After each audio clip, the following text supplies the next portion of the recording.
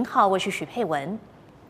卵巢过度刺激综合症是国内女性在接受 IVF 治疗的时候最常见的一个并发症，甚至也有很多人也相信，接受了 IVF 治疗的女性将会提高未来罹患卵巢癌的几率。这些并发症到底可不可以避免？而卵巢癌跟 IVF 之间到底是不是有真正的关联？我们来听听专家怎么说。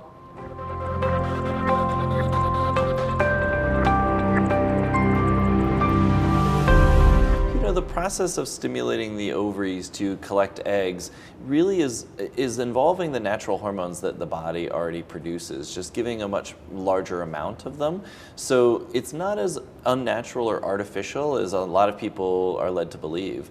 Then when we retrieve the eggs, it's done as a small procedure in the office with some anesthesia, but very, very simple, similar to any like a dental procedure, very light anesthesia. So really there isn't a lot of risk. Like dental procedure? Well, maybe not as uncomfortable. But no, it is a very simple process to go through.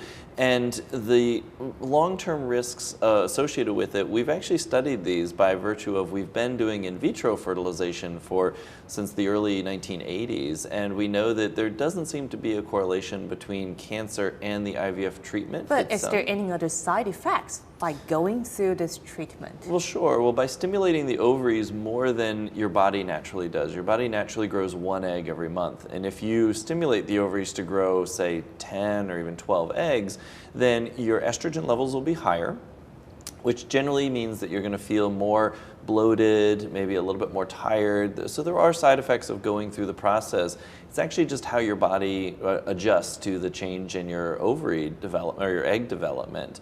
There is a potential, and less commonly nowadays, to overstimulate the ovaries. And so you may hear about people talking about hyperstimulation syndrome. That is when people really stimulate very aggressively and try to get a very large number of eggs. The best approach is to be very mild in the stimulation, to be cognizant of how many eggs one is really growing, and to closely monitor and closely watch. We at RMA, we really monitor these cycles very closely to reduce those risks.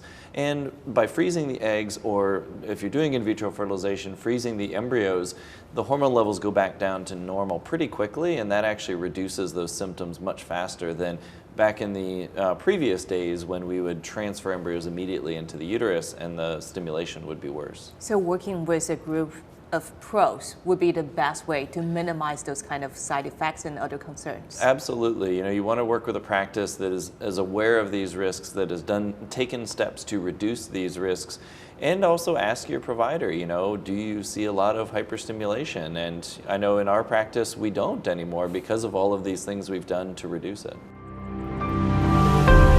选择能够按照您的体质以及身体状况来设计疗程、用药的剂量，并且密切的观测您在疗程当中身体的反应的生殖中心，其实就能够让您可能预期发生的一些不适或者是并发症的可能都降到最小。